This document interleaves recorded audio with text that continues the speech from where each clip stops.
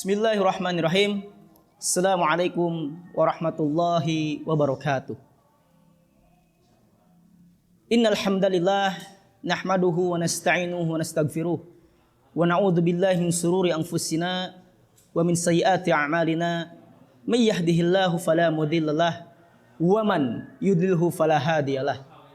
Asyhadu an la ilaha illallah wahdah la syarikalah wa asyhadu anna Muhammadan abduhu wa rasuluhu alladzi la nabiyya ba'dah.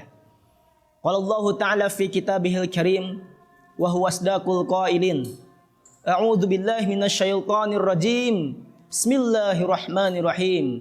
Wa idz qala Luqmanu libnihi wa huwa ya'idhuhu ya bunayya la tusyrik billah inna syirka la dzulmun 'adzim.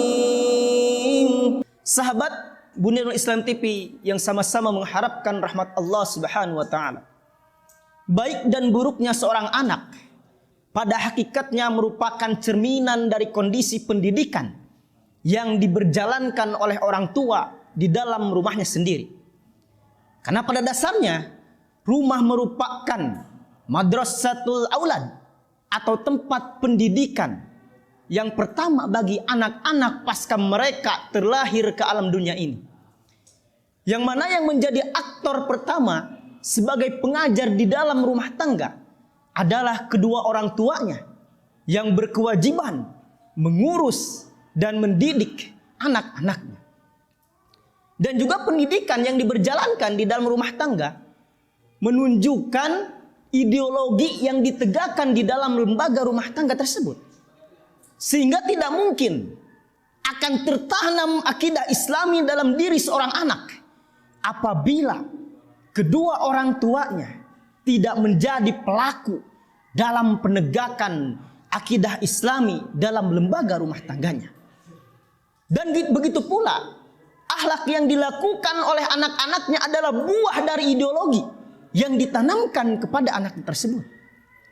Sehingga jangan heran kalaulah hari ini kita diperlihatkan dengan pemandangan sosial yang mana begitu manaknya kemaksiatan, bahkan bentuk-bentuk kriminalitas yang sejatinya tidak harus terjadi di kalangan para remaja hari ini, akan tetapi justru sudah menjadi gaya hidup dan bahkan sudah menjamur di dalam keberjalanan anak-anak bangsa hari ini.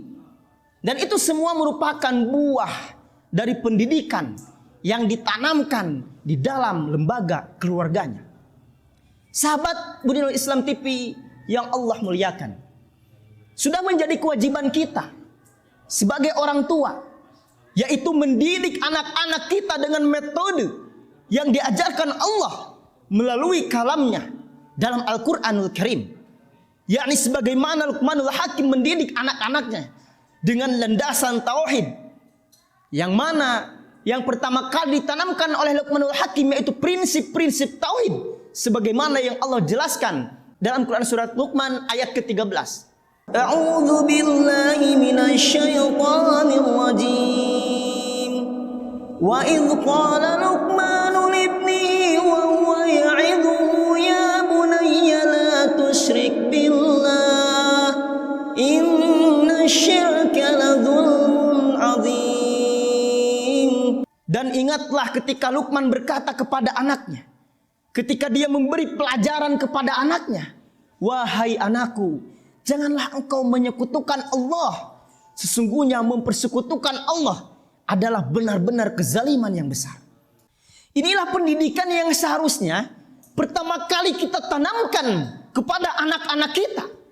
Yang mana ketika Luqman mendidik anaknya dengan perkataan la tusyrik billah, maka disinilah yang menjadi pondasi awal sekaligus tujuan hidup yang ditanamkan kepada anaknya, yaitu menjadikan Allah sebagai sumber dan tujuan hidupnya.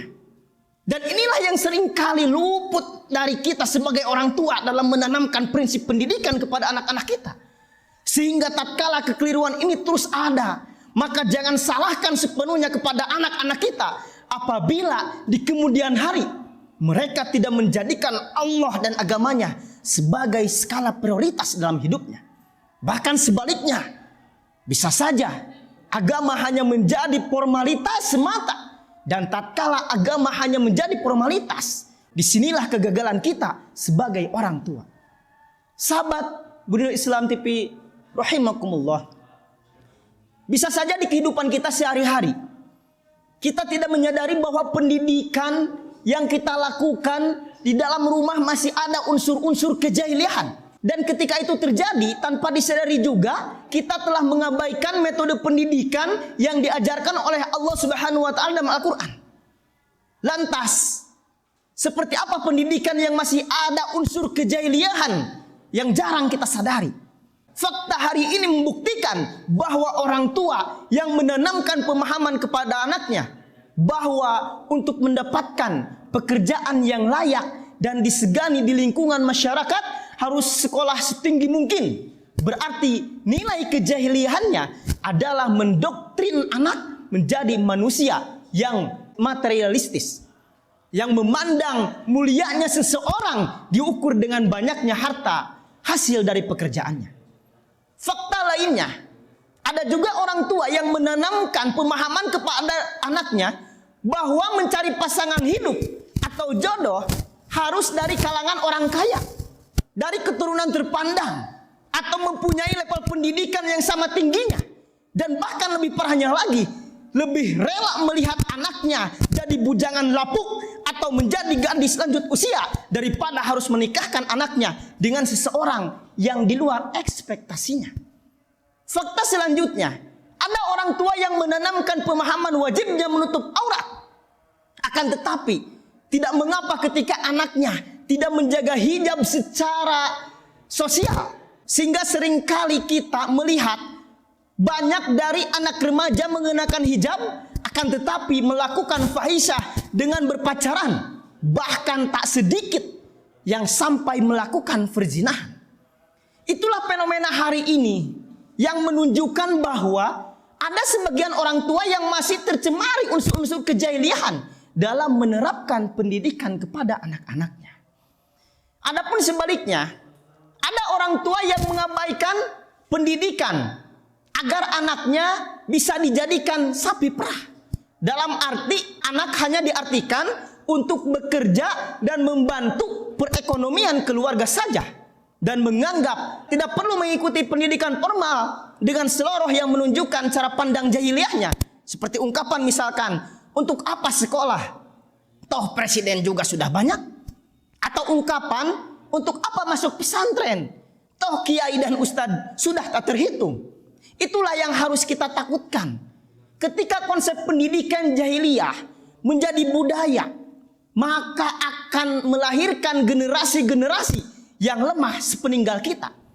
Maksud lemah di sini adalah lemahnya ideologi. Dikarenakan konsep pendidikan yang tak sesuai dengan kehendak dari zat pendidik yang hakiki, yaitu Allah Subhanahu wa Ta'ala.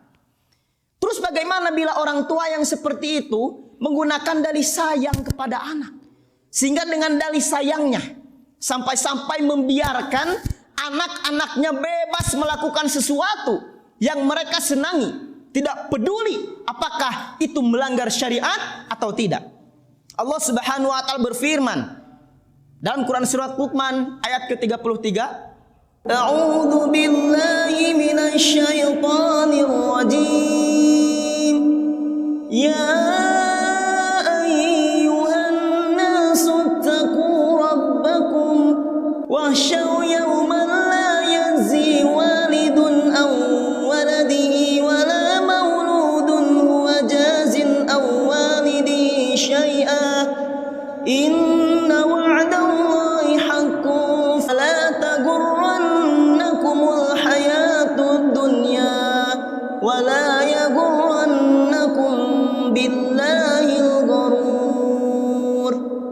Wahai anak manusia, bertakwalah kepada Tuhanmu dan takutlah pada hari yang ketika itu seorang bapa tidak dapat menolong anaknya dan seorang anak tidak dapat pula menolong bapaknya sedikit pun. Sungguh janji Allah pasti benar. Maka janganlah sekali-kali kamu terperdaya oleh kehidupan dunia, dan jangan sampai kamu terpedaya oleh penipu dalam mentaati Allah. Seorang ayah atau ibu yang menyayangi anaknya, tetapi salah dalam memaknai arti dari kasih sayang itu sendiri. Kalau dalam istilah Sunda seringkali diistilahkan dengan nyaah dulang. Maka kasih sayangnya itu tidak dapat menolong sedikit pun di akhirat kelak. Itulah yang dimaksud dengan kasih sayang yang menjerumuskan. Kenapa demikian? Karena ketika konsep kasih sayang yang diberikan kepada anak seperti itu, justru akan membuat anak jauh dari nilai-nilai ketauhidan yang seharusnya menjadi landasan dalam berpikir, bersikap, dan berperilaku. Sahabat Bunyul Islam yang dimuliakan Allah Subhanahu wa taala. Lantas, bagaimana caranya mendidik anak dalam kesehariannya supaya sesuai dengan konsep yang dipakai oleh Luqmanul Hakim? Yang pertama, suami dan istri harus ada dalam satu ikatan ketauhidan atau satu frekuensi. Kenapa harus satu frekuensi? Baik satu frekuensi dalam menegakkan hudud Allah dalam rumah tangga dan juga satu frekuensi dalam mendidik anak.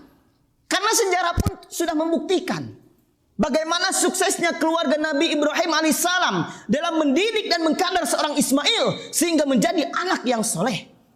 Di mana salah satu faktor penentunya ialah ibu dan ayah mempunyai frekuensi yang sama, yaitu menggapai mardotillah fi dunya wal akhirah. Lalu bagaimana ketika suami dan istri tidak satu frekuensi? Maka sejarah Kan'an laknatullah akan terulang hari ini. Kenapa demikian? Karena diawali tidak satu frekuensinya seorang istri Nabi Nuh alaihissalam dalam mendidik anak, sehingga berdampak kepada salah satu anak Nabi Nuh, yaitu Kan'an, menjadi anak yang ditenggelamkan oleh azab Allah disebabkan adanya dualisme di dalam rumah tangga. Sehingga nilai-nilai ketauhidan yang ditanamkan oleh Nabi Nuh alaihissalam dipatahkan dengan ungkapan-ungkapan setan yang keluar dari istrinya sendiri. Karena disadari ataupun tidak, peran ibu sebagai madrasatul ula akan sangat berdampak besar kepada kepribadian seorang anak.